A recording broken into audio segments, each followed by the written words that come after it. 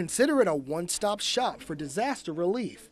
It's a FEMA Disaster Relief Center, and now there's one in Brunswick County.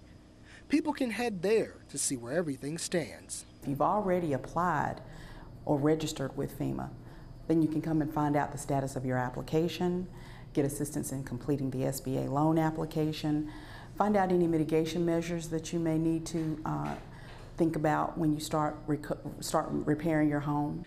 Officials say people should not hesitate to apply for help. A lot of times people will try to determine whether or not they should apply. First, if you've got insurance, contact your insurance company, then contact FEMA. If you receive an SBA loan application package, complete it and return it.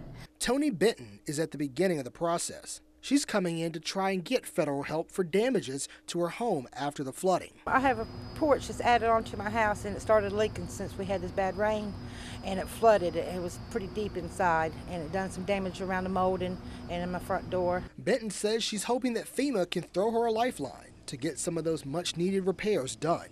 I don't want it to leak no more, just in case we have another storm come. And if it's not fixed, it's going to leak again and have worse problems than what I have now. She's not the only one looking for help. Across the Tar Heel State, over 1,500 people have walked through the doors of FEMA disaster relief centers just looking for a little relief.